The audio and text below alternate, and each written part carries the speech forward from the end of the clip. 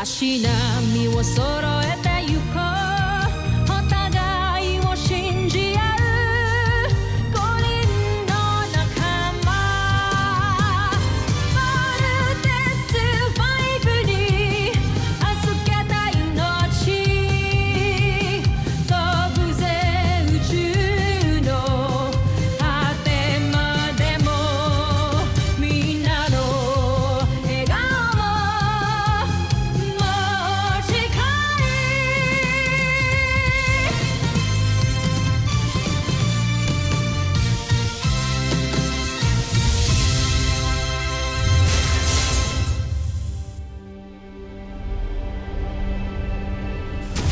ang nakaraan sa Voltes 5 Legacy.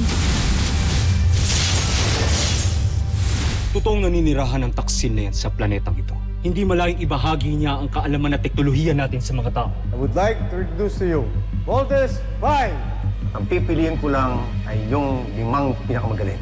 Voltes team, you are the last line of defense. May nasasagap ako malakas na enerhiya mula sa islang yan. Malamang sa nagtatago si Voltes 5.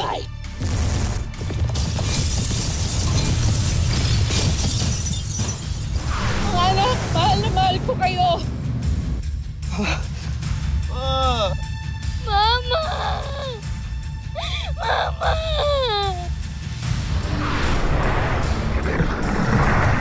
Hayaan natin sila umiyak. Let them cry like boys. But I expect that when they stand up again, they will rise as warriors and avenge their mother and protect our planet. Rise, Armstrong brothers. Rise. Ulinin niyo akong pinigo!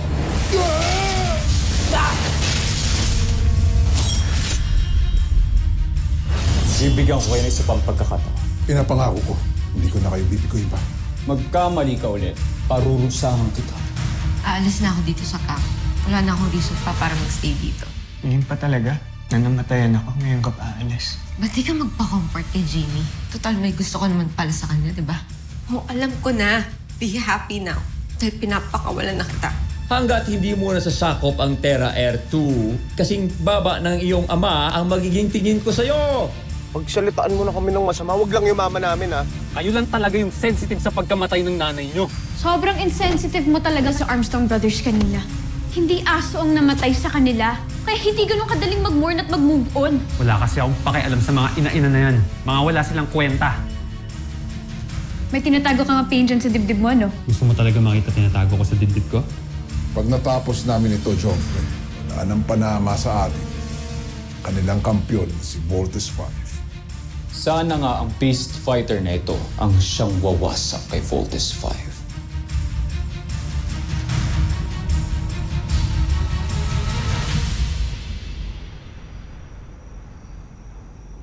I am really sorry kung nabanggit ko kay Jamie ang tungkol sa nakaraan mo. But she was right. Kailangan talaga maintindihan ka niya. Wala naman ho akong pakialam kung maintindihan nila ako o hindi. Hanggang ngayon pala dala-dala mo pa rin yung nangyayari ng kabataan mo. Sino naman hindi maaapektuhan dun? Sa totoo lang, hanggang ngayon, di ko nga alam ba't kami iniwan ng nanay ko. Gusto mo bang mahalap ko ang nanay mo? Para malaman mo kung ano talaga nangyayari sa kanya. Sige.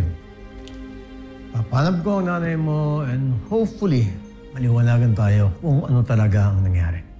What if iniwan niya kami para sa iba? What if may iba na siyang pamilya? Anak, yung mas mahal niya kaysa sa akin.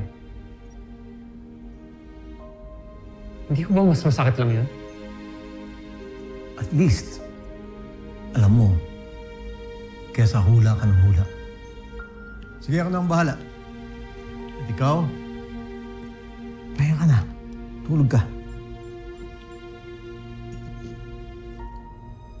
Salamat sa coffee. Dr. Smith. Thank you po.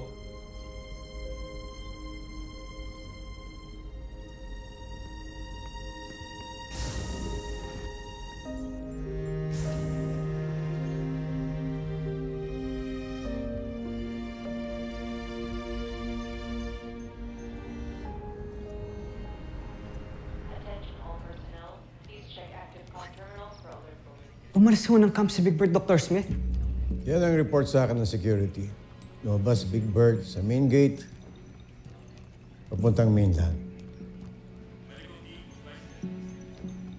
Ano kayang gagawin niya doon? Baka magpapalipas lang siya ng init ng ulo? Ano, gusto mo siya sundan? Hey, wait. Hayaan niyo siya. The guy's been through a lot. Kailangan din makahinga ni Big Bird. Like all of you. Engineering crew report to 50. Engineering crew report to 50.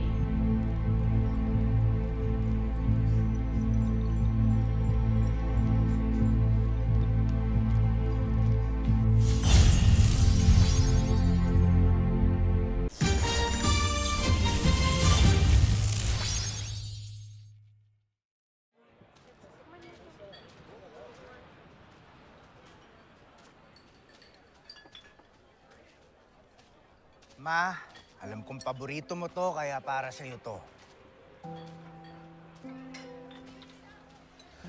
Sir, ito na po yung change niyo. Thank you, ganda. Halika, upo ka muna. Sir, hindi po pwede sa amin. Akong bahala. Sagot kita sa boss. Huwag ka na maarte. Sige na. Boys, parang nakakarami na kayo ng inom ah. Uwi na kaya kayo? Hoy, wag ka nga mga ilam. Teka, sino ka ba? Tignan niyo muna para naman makilala niyo kung sino ako. Ha? Sundalo ka ng Earth Defense Force? Stig, di ba? Kaya kung ako sa inyo, magdalawang isip na kayo sa mga susunod yung gagawin. Alam mo, ang yabang mo no? No touching! Ah! Uy! Ah! Ah! Sabi na no touching eh! Loko! Pasikat ka, Ulit mo ha! Ano? Mayas na kayo!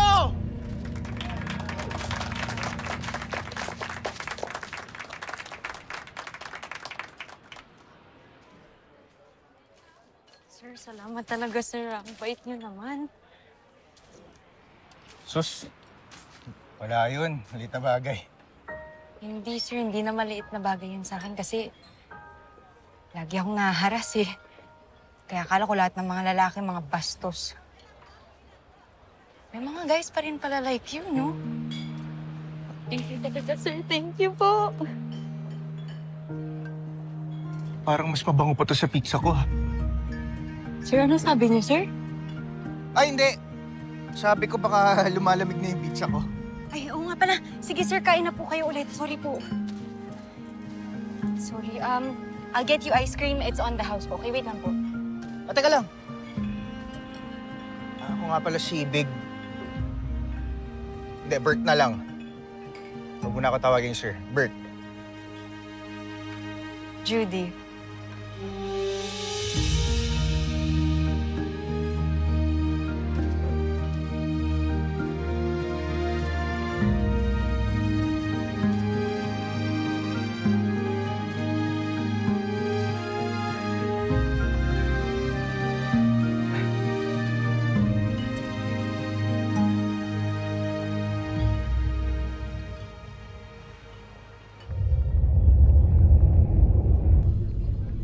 Nasakop na ng Buzan Najmi Imperium ang halos lahat ng planetang may buhay sa San Sinukob. Maliban sa Terra Erto.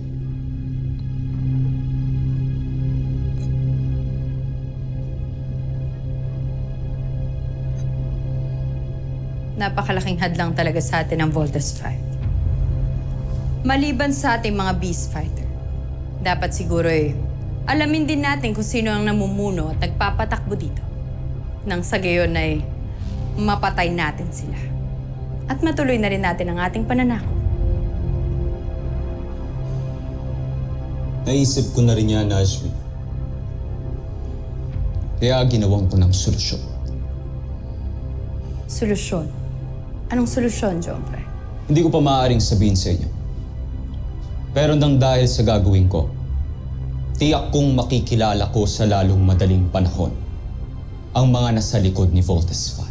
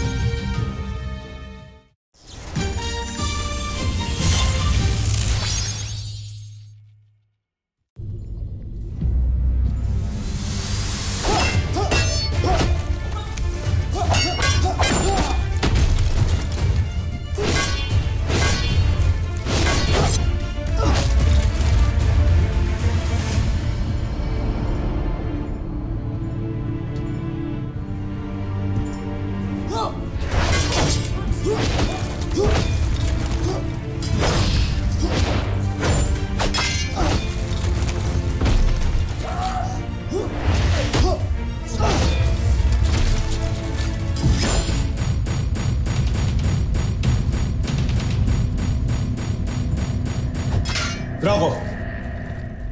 Kamusta ang iyong beast fighter? Malapit ko na siyang ipakilala sa inyo. Hindi na ako makapaghintay pa. Bibigyan kita ng isang araw para tapusin ang iyong nilikha. Napakahusay niyo talaga sa pakikipaglaban, Joffrey. Wala kayong katulad. Totoo yan. Alala ko tuloy nung kabataan ko. Magaling din ako dyan eh. Umsa, wala naman talagang nagtatanong. Yan ang mangyayari sa 5 piloto ng Voltes 5 kapag nakita ko sila. Nais kong ako mismo ang papatay sa kanila.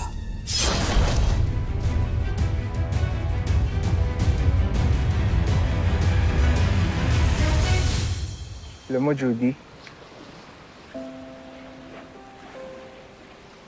simula nung nawala si Mama, parang wala na akong gana sa trabaho ko. Kasi ano pa sa ng mga ginagawa ko, wala na yung inspirasyon ko. Alam mo, Bert, ganyan din ako. Nagtatrabaho na lang ako ngayon para mabuhay. Kaya mas malungkot lang.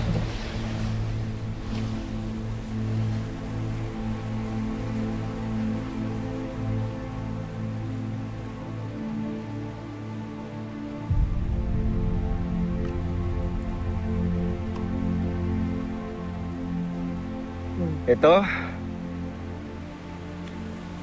para sa mga taong gaya natin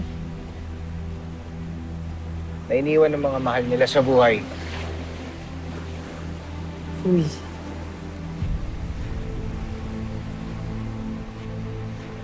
Ito naman, para sa lahat ng juice na iinumin pa namin para matulungan na kaming mag-move on!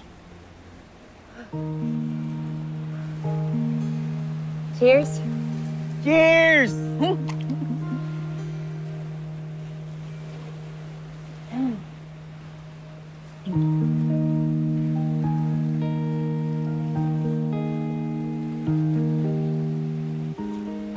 Mo, Judy, ikaw pa lang yung babaeng nakakausap ko na ganito katagal, bukod sa mama ko.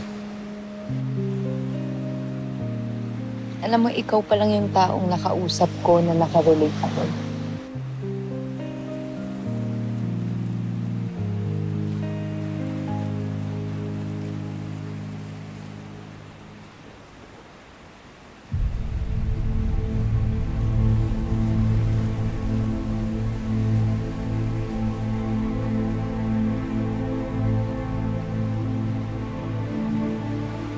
Sorry.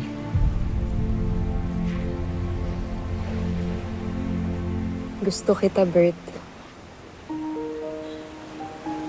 Gusto rin kita, kaya hinay-hinay muna, please. Gusto rin kitang makilala pa.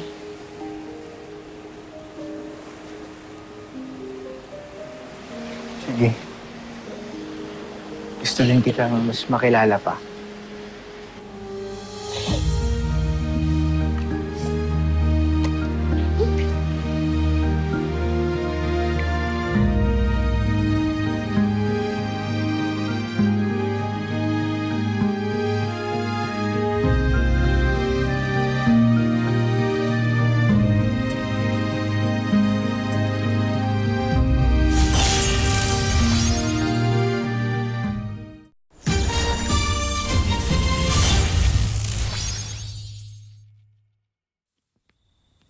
Steve, the tea is ready.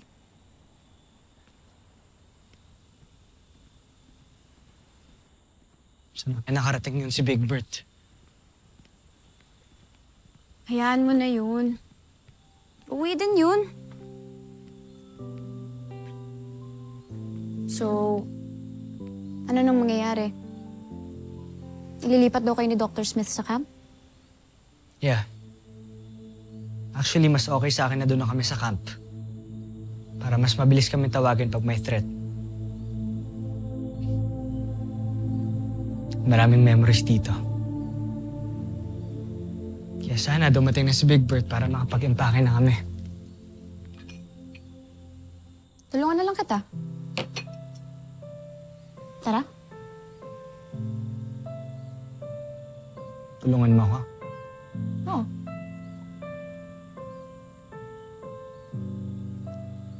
Bait mo naman. Bakit naman ako hindi magiging mabait sa'yo? Kaibigan kita. Kababata pa kita. Oh, so ano yung rason? Bagay. Pero ikaw, friend ba yung tingin mo sa akin? I'm sorry, what? Ha? Kasi kung friend yung tingin mo sa akin, sabihin mo sa akin kung bakit kayo nag-break ni Ava. At kung bakit umalis siya dito sa camp.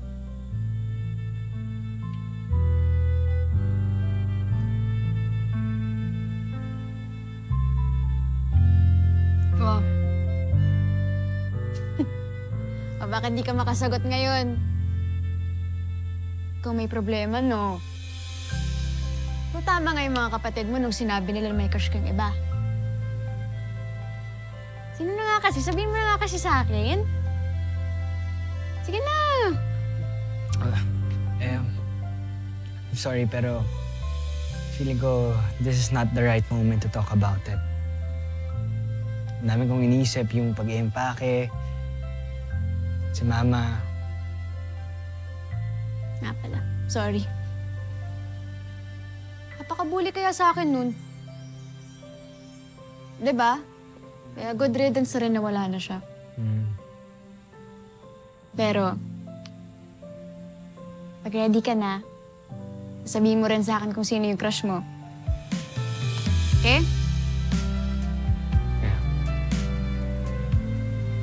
Okay. Ano?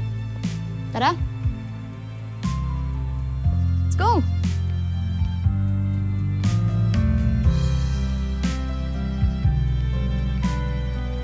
Commander Armstrong, let's go! Yes, ma'am. Very good.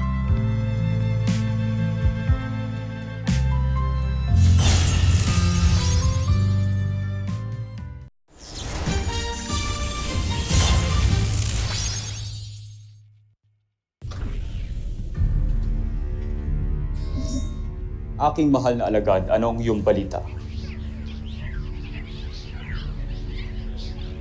Magaling. Mahusay at ginawa mo ang iniutos ko sa'yo. Umaasa ako na sa susunod nating pag-uusap ay may maganda ka muling balita. Joffrey, sino ang kausap ninyo? Ang aking espiya na ipinadala ko para makisalamuha sa mga tao. At may maganda siyang balita. May paraan na para malaman natin kung sino ang 5 piloto ng Voltes 5.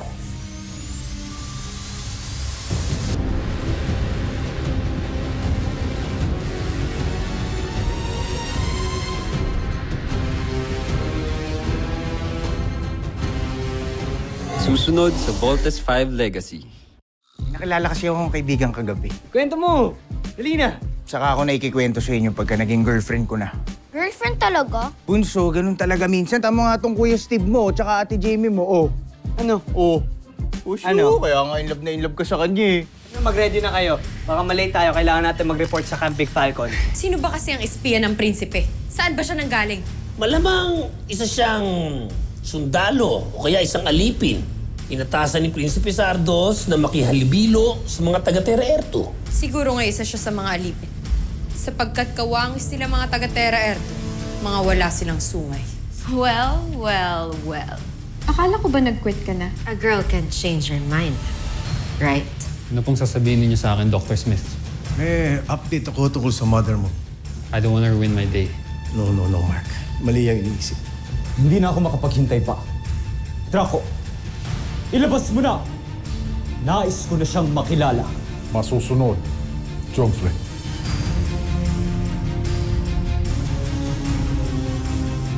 Is that for me? Akala ko umalis ka na.